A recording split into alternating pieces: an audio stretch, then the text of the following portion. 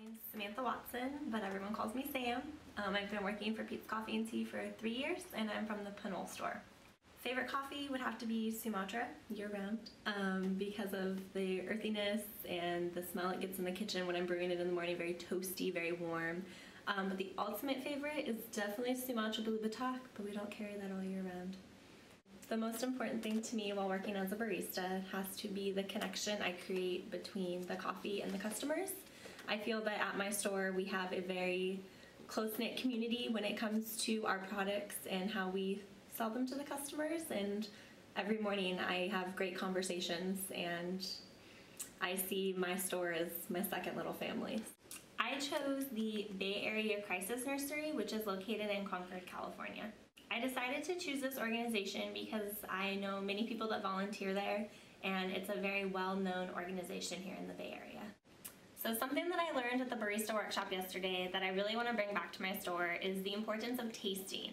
All day long at the roasting plant, the roasters were talking about tasting what they had roasted, and as a barista competitor, I'm doing the same thing. I'm tasting my espresso because I have to talk about it. And that's something that we have to do with our customers. So I really want to bring that back to my store and do the implementing the tastings so that we can excite the customers about our products. I've been doing a lot of practicing tons and tons of tasting espresso, just practicing steaming milk. I mean, for regionals alone, I practiced over 40 hours, so I'm ready for finals. The advice I have for other baristas is to really take pride in what you're making. And it's more than just a cup of coffee. There's a lot that goes into that cup of coffee. And have passion for it and have a lot of fun. We've made it this far, and we need to celebrate that because we're the 4 finalists, and let's go in and have an amazing time. And yes, we're competing against each other, and I want to win. But it's been a real pleasure getting to know everybody, and I wish all of us the best of luck. I really want to thank Jim Aller. He dedicated a lot of time and a lot of his knowledge to helping me prepare for regionals, and without him I feel that I wouldn't have done so well. But I also want to thank my entire store at Pinole because they have been an amazing inspiration alone, just them. They have been my taste dummies, and they've generated ideas that I never would have thought of, so thanks to all of them.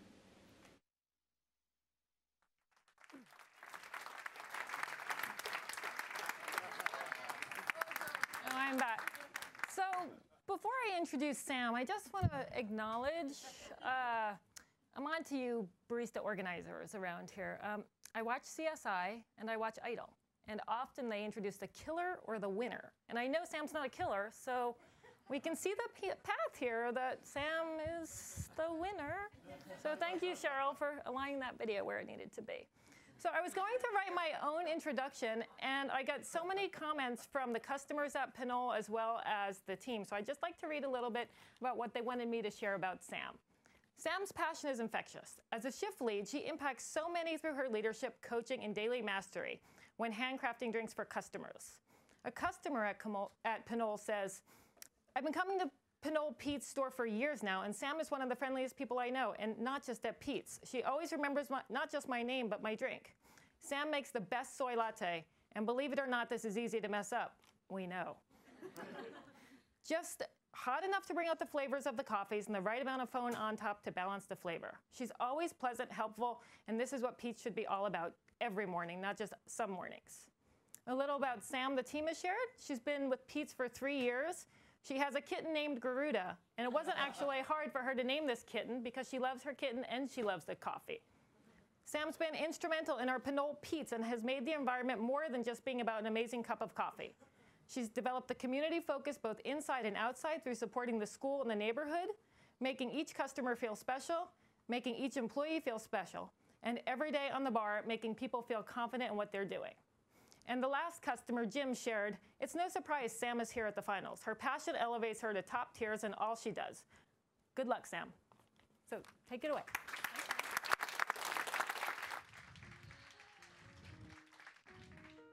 Do I just say when I'm ready to start? Okay. Hi, well, as you heard, I'm Sam. I've been at Pete's for 3 years now, and I'm extremely excited to be here. Of course, a little nervous, but good morning to all of you. Thank you for coming and being my judges. And I chose Arabian Mocha Java for my espresso today. And not only is this one of the oldest coffees in the world, but it's also one of the more popular blends at my store. So I felt that it really brought back a personal connection for me. And you're gonna notice with this crema that it's gonna be the traditional hazelnut, dark brown colors with the reddish reflection, but you're gonna notice a really thick, creamy consistency with this crema. And I'm gonna go ahead and get started with these first single shots of espresso for you. But before I do that, I really want to take a step back and remember the importance of all of our senses. And not only is tasting part of our coffee experience, but the smell and the aroma, it's the first thing our customers notice when they walk in our doors. It's the first thing we notice when we brew that cup in the morning. So I'm gonna get some hot water to pour over the Arabian Mocha Java.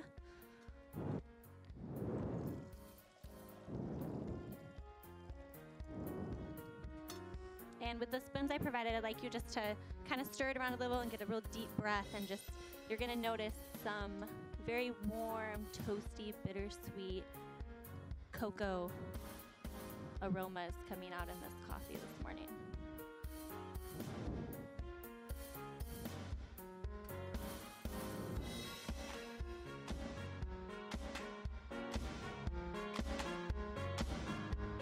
And really just taking a real deep breath.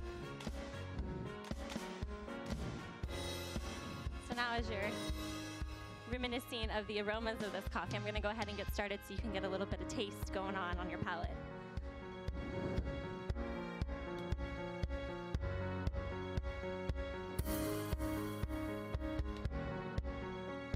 So this coffee, I did a lot of tasting with it in French pressed, off the urn, with espresso, of course, because I'm using it in this form today. And you're gonna notice an upfront brightness similar to a really ripe blackberry. And then it's gonna kind of taper off, and you're gonna get a rich, winey flavor similar to that of a high quality grape. And then as you finish, you're gonna notice a very rich, sweet, chocolatey flavor to it.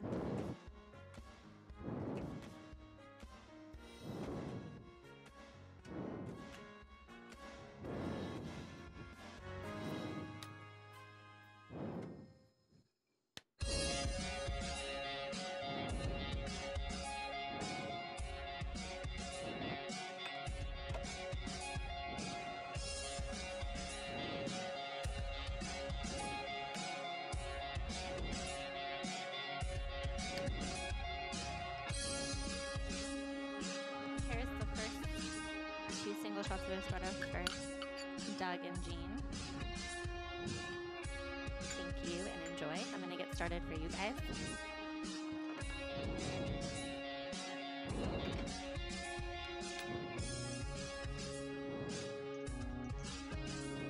One of the more interesting things about Arabian Mocha Java that I believe is that this coffee is good across the board.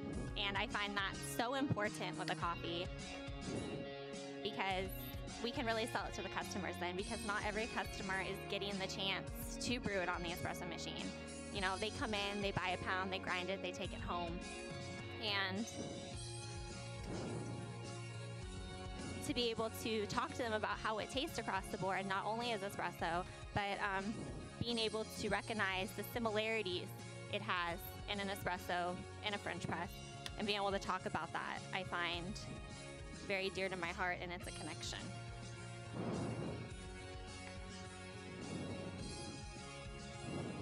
And here's the final 2 shots of the espresso for Michi and Patrick. And there you go. Thank you and enjoy. And as you finish sipping on those, I'm going to go ahead and get started on the traditional cappuccino today.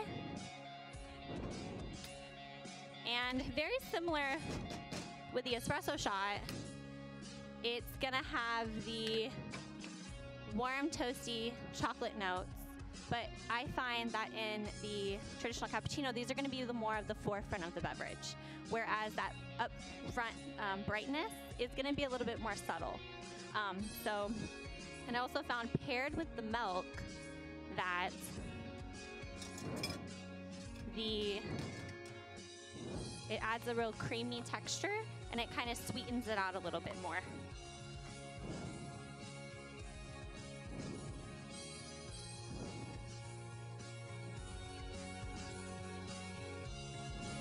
And one of the more interesting things about Arabian Mocha Java is that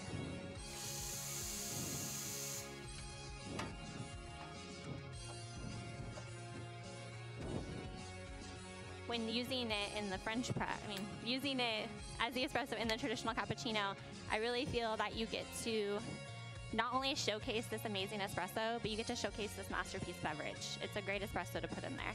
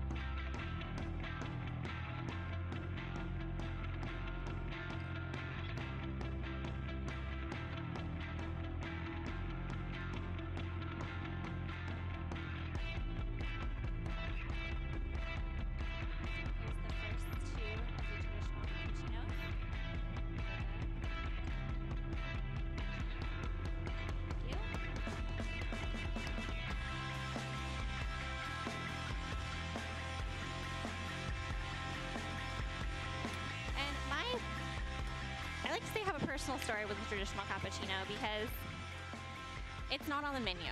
And I am a shift leader, and one of my favorite parts about working here at Pete's is I'm actually the bar specialist at my store, and I get to teach the IDM class. And what I find so amazing about this drink is it's one of the first drinks that gets introduced to our baristas. And a lot of them go, how am I gonna make that? That is such a small cup. Oh my goodness. And there's this fear around it almost. And I go, practice, practice, practice, practice. And even when you think you've practiced enough, you haven't. Because even as a competitor, we continue to practice this drink. And I like to joke that you have good cappuccino days and bad cappuccino days. And to be able to recognize that though, and be able to,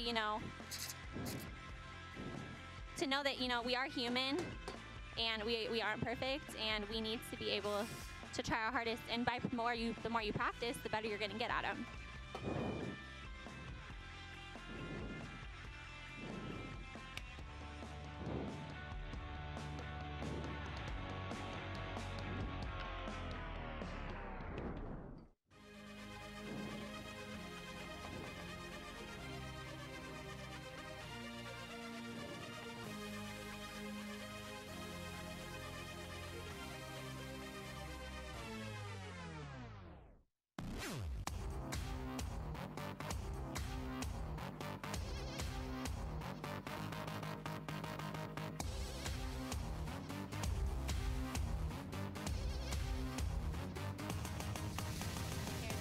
Second set of the traditional cappuccinos for Patrick and for Michi. Thank you. And my silly self have these glasses here that you're supposed to be sipping on water with. You're going to notice that the milk elongates the finish in this traditional cappuccino, and the milk is kind of the vessel of this espresso, and so having some water at this time would be quite important.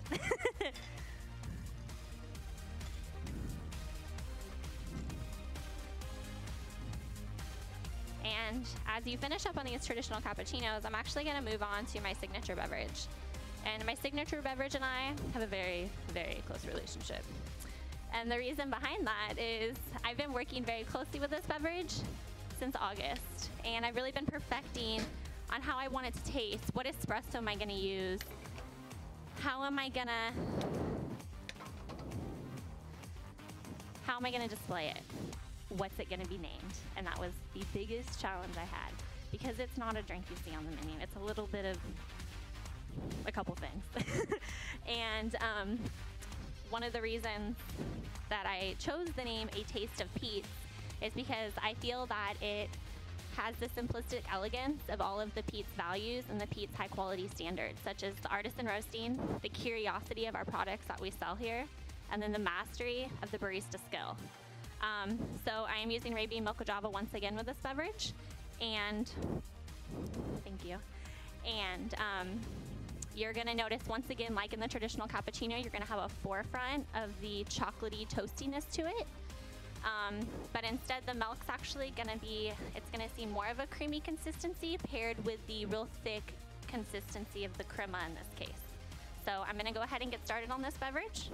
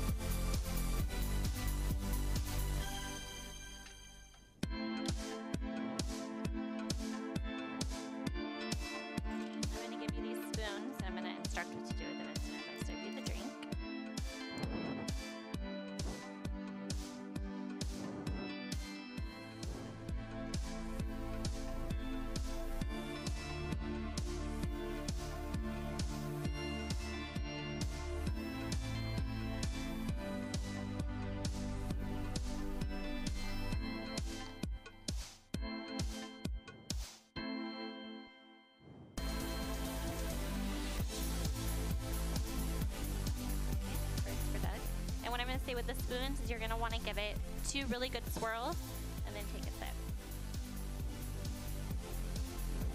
There you go. Thank you and enjoy.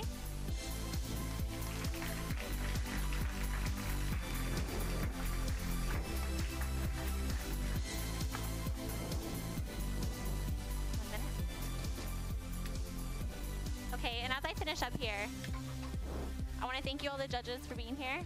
I also want to thank all of the other competitors, and I want to thank my entire store, my entire district, my entire region for all the support you guys have had.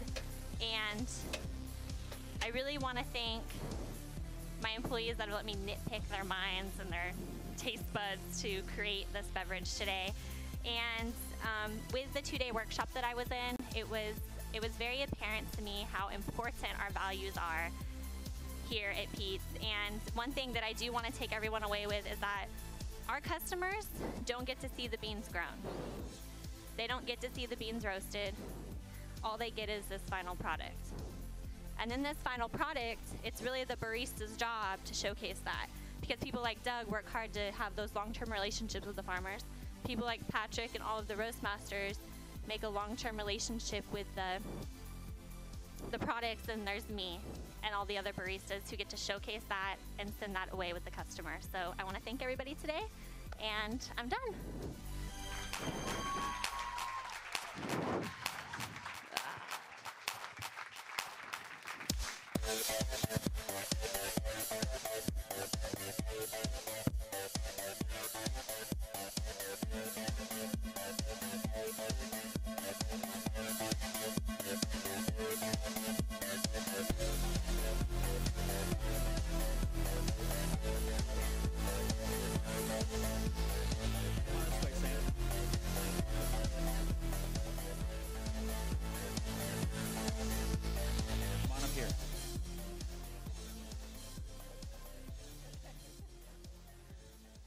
All right.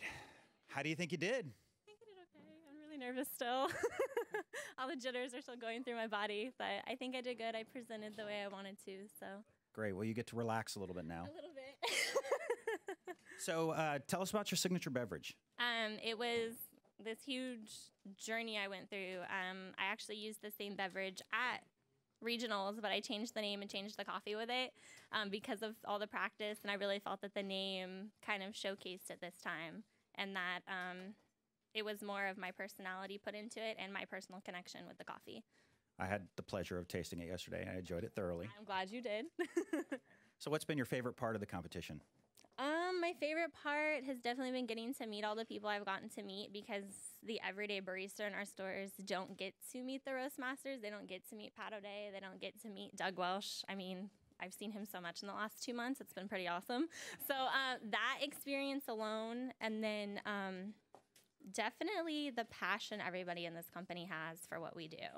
And I think my favorite story about having the 2-day workshop was when we met the roast masters. They were just as excited to meet us as we were to meet them. We're like, oh my gosh, we're at the roasting plant. And they're like, oh my gosh, you're the barista finalists. And so to have that, it was just like, oh wow, like I'm not just a number. I'm not just any barista. I do have a place in the company. So That's great. That's a great story. Cheryl, do we have any questions from the internet? Cheryl needs a mic. Let me run over there.